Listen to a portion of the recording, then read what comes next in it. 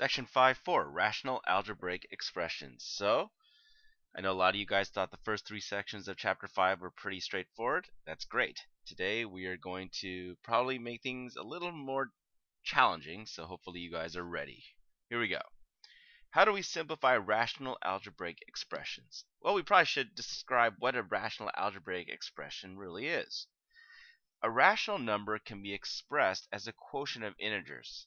That's what the book says. That's another way of calling a fraction. A rational algebraic expression or rational expression is one that can be expressed as a quotient of polynomials. So you're basically going to have one polynomial divided by another. In simplified form, a rational expression is simplified or in simplest form when it is expressed as a quotient of polynomials whose greatest common factor is 1.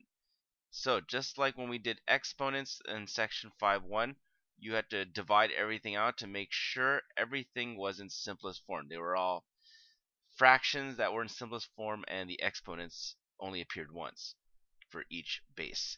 Factor the numerator and the denominator and look for common factors. So this is where we put together the things we learned in chapter 4 about factoring, the things we learned in chapter 5 about simplifying exponents in quotients, and putting it together.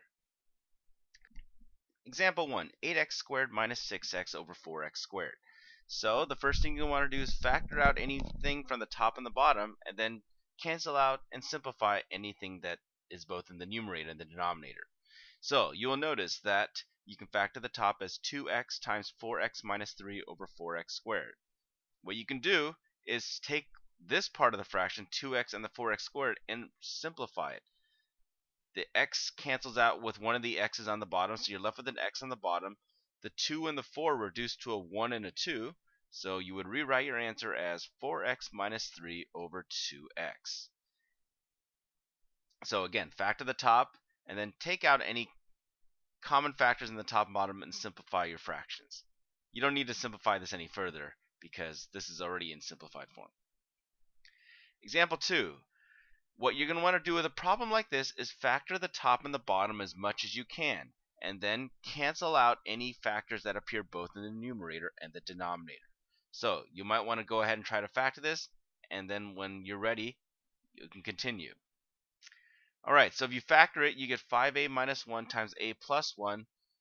The bottom, you factor out a 5, you get a squared minus 2a minus 3. Now you can factor the bottom, and you're left with that expression. So what you can see now is that there's an a plus 1 both on the top and the bottom. You can cancel those out just like you would like any number. Now, keep in mind that when you don't have an equation, you can do this. When you have an equation, it's not so straightforward. We'll learn about that a little later this chapter. But for now, you can cancel those out, and your final answer is a 5a minus 1 over 5 times a minus 3. You don't need the parentheses there. I guess I just forgot to remove them. But what you want to take away from this is factor the top to bottom and cancel out any common factors. Example 3. So here again, you're going to want to factor the top and the bottom and cancel out any factors that appear in the top and the bottom. So go ahead and do that and check your answer when you're ready. When you factor the top, you get x plus y and x minus y. When you factor the bottom, you get x plus y times x plus 2y. Now you'll see that there's an x and x plus y both on the top and the bottom. Those disappear, and you're left with x minus y divided by x plus 2y. Alright, example 4. Z to the fourth minus 5z cubed plus 6z squared times 9z minus z cubed all to the negative 1 power. The first thing you're going to want to do is take care of this expression on the right. So remember, something to the negative first power is basically 1 over this. It's a reciprocal. So if you multiply this part by 1 over this, you get that. So again, you're just going to want to first factor out any common factors before continuing. And you see that you can factor out a z squared from the top and a z from the bottom. So you notice that the z on the bottom cancels out. The z squared just becomes a z. And I'm also going to take out a negative 1 here. And the reason I do that is because I like to have a z squared in the front as opposed to in the back. So this is your numerator. This is your denominator.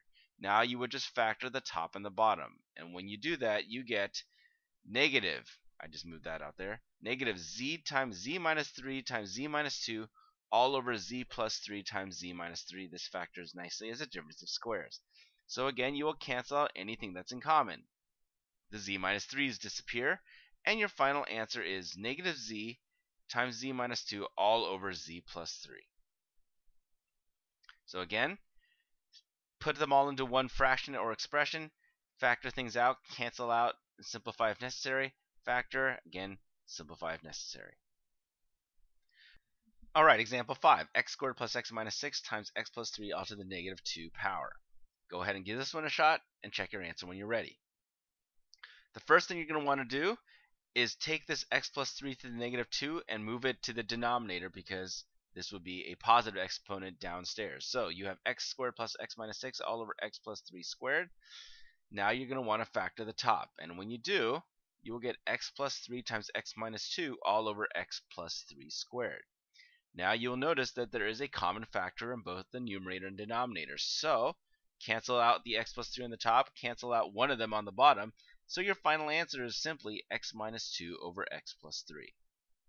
So when you do these rational expressions, factor as much as you can, then simplify by reducing your numerals and canceling out any common factors that appear in the numerator and denominator. A rational function is defined by a simplified rational expression in one variable. So keep that in mind. It's just like the functions we did back in chapter 3. And a function has an x, you put in an x, you get one y. You can find the domain, range, and zeros of f of x just like you would with any other function. So remember, if I ask you to find the zeros of f of x, you set f of x to 0 and you solve for x.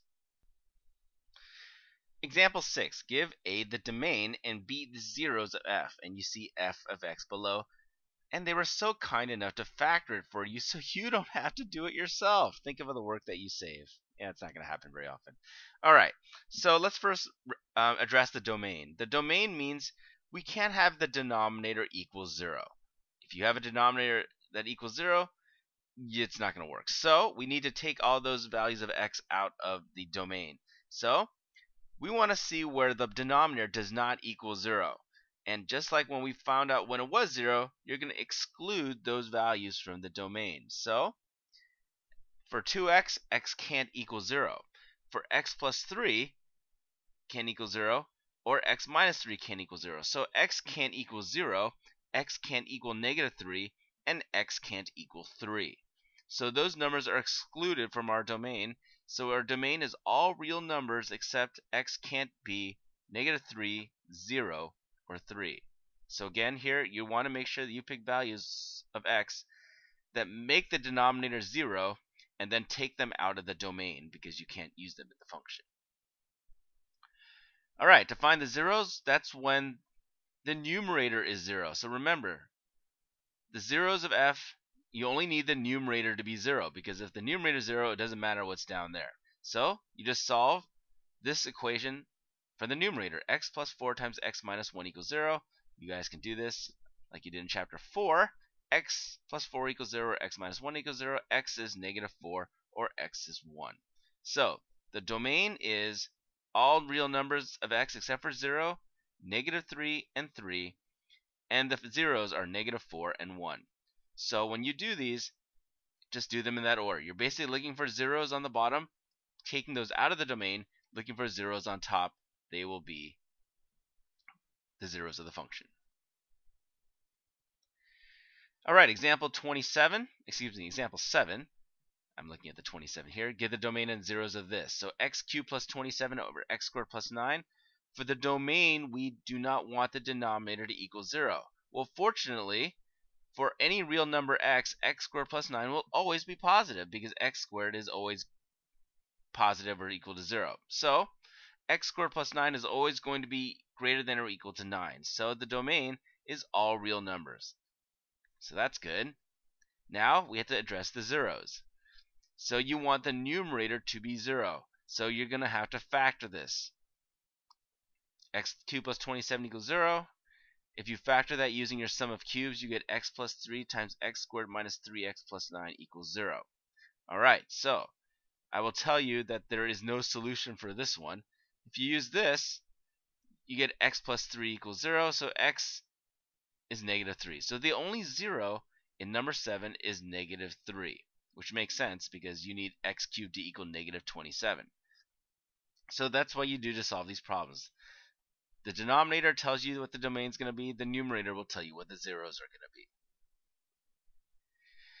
Number 8, 3x cubed minus x squared minus 2x over x times x plus 1 squared. So now we're going to combine what we've already learned today in the previous part of today's lesson and then combine it with these functions. So we want the denominator to not equal 0. So you can look at it and you can see that x can't be 0 and x can't be negative 1. This makes 0 makes this part 0, this negative 1 makes this 0. So the domain is all real numbers except x can't equal negative 1 or 0. Now let's look at the zeros. So we want the numerator to equal 0, which means we're going to have to factor. So the first thing you can do is factor out an x, and you're left with 3x squared minus x minus 2. And you're going to want to try to factor that. There aren't too many possibilities, so what you end up with is x times 3x plus 2 times x minus 1 equals 0. So now you basically solve for x. X can equal 0, x can equal negative 2/3, or x can equal 1. So the zeros are those. But remember, we can't have a 0 in the domain. So we had to take that out. So remember, 0 we can't use because it's not in the domain as we solved in problem A, part A. So the only zeros we have left are negative 2/3 and 1. Now you can't just cancel out an x in a function because its presence might actually be important. But what you can do, because if you cancel it out, you lose the fact that 0 is not part of the domain. So when you have an equation or a function, especially a function, well, if you have a function, you can't just cancel out the x because it tells you that you cannot put 0 in as this for this function. It might be a different number for a different value. Alright, time to bust out the graph paper. Graphing rational functions. To graph a rational function f of x, you need to plot points x comma y for which y equals f of x. The graph of a rational function can approach without intersecting certain lines called asymptotes, and this will be clear once we take a look at an example. Now, if you were to graph f of x equals x over x minus 2, the first thing you'll want to notice is that x can't equal 2, because x equaling 2 would take this denominator and make it 0. So that's out of the domain. If you look at what happens mathematically, this is what happens. If you approach 2 from the left, in other words, starting from negative and moving down the number line closer to 2, you will see that f of x is decreasing. So if x is negative 2, f of x is 0.5. And you see that it's getting smaller and smaller. Now, as you approach 2, the value of f of x gets very, very negative. In other words, you start to get a very large negative number. And you can keep putting in, say, 1.999, and you'll get negative 1,999. It's going to get really, really big in terms of a negative number.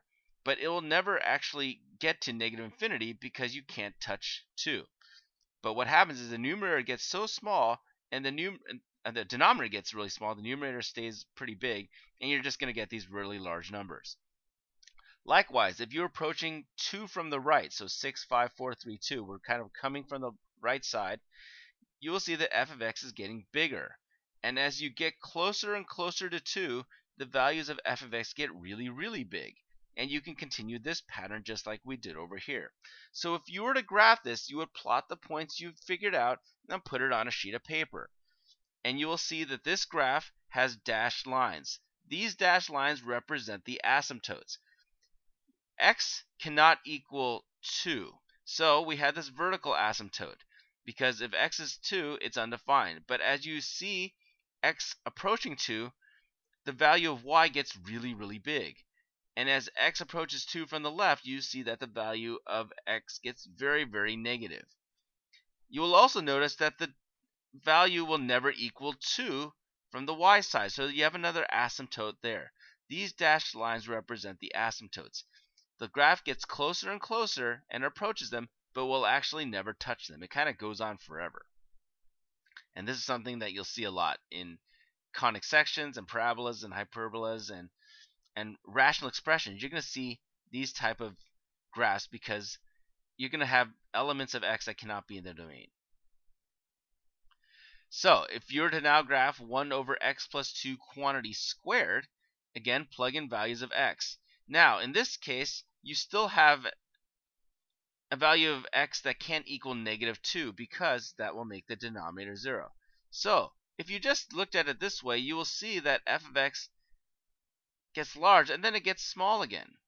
So if you were to graph this, and again you can plug in numbers really close to -2 and see what happens, you're going to get an asymptote. It will never be 0 because the denominator is 1 and the numerator is 1, the denominator is always going to be positive. So it's never going to approach 0, even though this number on the denominator is going to get very, very big. Likewise, x can't equal -2. So you have an asymptote at x equals -2. As x approaches -2, it gets very, very big from the right, and it gets very, very big from the left. This is a symmetrical graph with this x equals -2 line asymptote as its axis. You also have an asymptote at y equals 0 because the graph will never approach 0. Alright, so you're going to have to do some of these by hand right now. If you have a graphing calculator, that will help because you can see it. There's also another website that you can use to help doing some of these graphing exercises to just check your answers. Alright, so one of those websites is something I like to use is metacalculator.com. If you scroll to the website, just click on graphing calculator. It's available at the App Store apparently. I didn't know that. So what you can do is just type in the equation. So let's say we wanted to do the first one. So let's type in x / for division, don't forget the parentheses, x divided by x minus 2. And what you can do is just type it in, press the graph button, and you will see what it looks like. And I like this because you can zoom out, you can kind of see where the asymptotes are. So if we zoom out a little bit, you will see, and don't let this line fool you because it actually shouldn't be there, you can see that as you move higher and closer to x is 2, the right side gets very big. Likewise, if you approach x is 2 from the left, you see that x gets very, very negative, but it never actually touches or crosses 2. So you can see how this graph works. Now, the computer doesn't render it so well because it puts that line there, but that line shouldn't be there. There's an asymptote at x equals 2 because it approaches 2 but never gets there. There's also an asymptote at y equals 1 because it never actually touches 1. It's never going to be the same on the top and the bottom because there's always going to be a difference of 2 since x over x minus 2. If you want to do the other graph, it was 1 divided by x plus 2 squared. So this is how you enter the squared. Use the caret for squared. And if you want to graph that, that's what it looks like. So again, as x approaches -2, you will see that the function of x or y gets very, very big, but never actually touches 2. And I mean, I can keep going. This is a 24, 25, 26, but you've seen what you need to see. Also, the denominator will never actually get to 0. The function will never actually touch 0 either because the bottom is always going to be positive and the numerator is always going to be 1. So you're going to get very close to 0, but you're never actually going to touch it. So those are the tools you can use online while you're graphing just to check your answer. Unfortunately, you will not have this available to you when you take a test. If you want to use a graphing calculator on the test, that's fine, but you still need to show me where the asymptotes are and how to graph it. Alright, that's it for section 5.4. If you have any questions, please let me know.